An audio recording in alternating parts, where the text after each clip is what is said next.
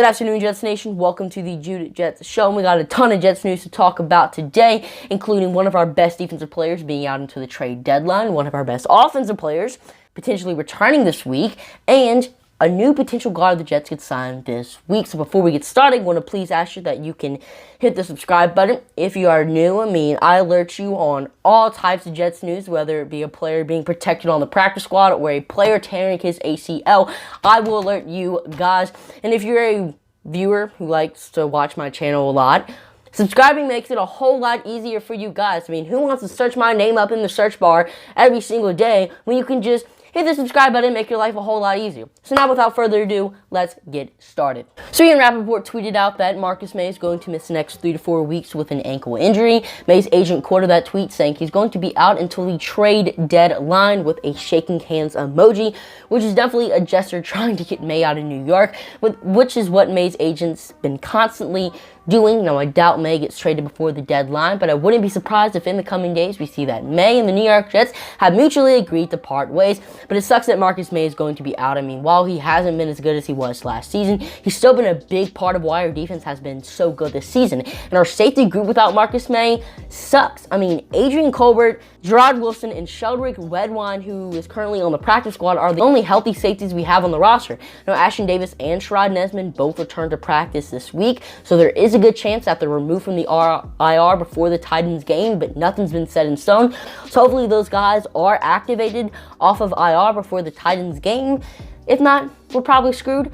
But Julio Jones and A.J. Brown might not play in this game. So having literally no good safeties might not affect the New York Jets much at all. Both of the receivers are currently dealing with hamstring injuries that could potentially sideline them for this week against the New York Jets, and that would be huge news if Jones and A.J. Brown don't play, because yes, our secondary has been pretty good this season, and without them, we might actually be able to stop the Titans' offense, which is something that I didn't think was possible, but hey, it might be. Wide receiver Jeff Smith was in a car crash on his way to the facility this morning. He didn't have, any crazy damages in the car crash, only suffered a concussion. A concussion does suck, but he could have got injured a lot worse. So glad he only has a concussion, and make sure you guys pray for him and hope that he gets better. And while we're talking about wide receivers, Jamison Crowder, who's missed the first 3 weeks of the season with a groin injury, is trending towards playing this week, Coach Robert Saleh says.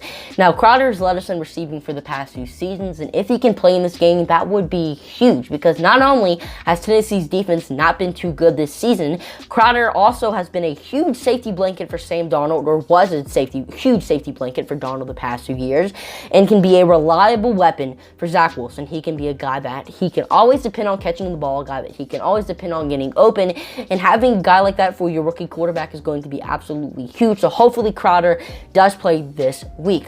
Now, yesterday, Ian Rappaport tweeted out that Forrest Lamp has been fully vaccinated and is ready to start signing with the team. Now, Lamp was one of the Chargers starting guards last season, was tied for the most snaps played in the NFL last year with Dan Feeney, who's currently on the New York Jets. And since Greg Van Roten has been playing pretty bad this year, I thought it would have been an interesting idea for the New York Jets to sign Lamp. The Jet Press actually released an article about it and said that he finished with a 49.4 Pro Football Focus grade last season, which isn't good, but he did have a 60.7 pass blocking grade, which is pretty solid, and he only allowed 2 sacks and the 7th fewest pressures among all guards last season. So hey, if I were Joe Douglas, I would be signing Forrest Lamp right now. He would definitely be a step up from Greg Van Roten, who's been throwing a rookie quarterback under the bus and has just been playing really bad so far this season. But we do have Dan Feeney, and we did have the chance to sign Lamp this offseason, so maybe the Jets rather Feeney over Lamp, but seeing how bad Van Roten is, maybe the New York Jets decide to pull the trigger.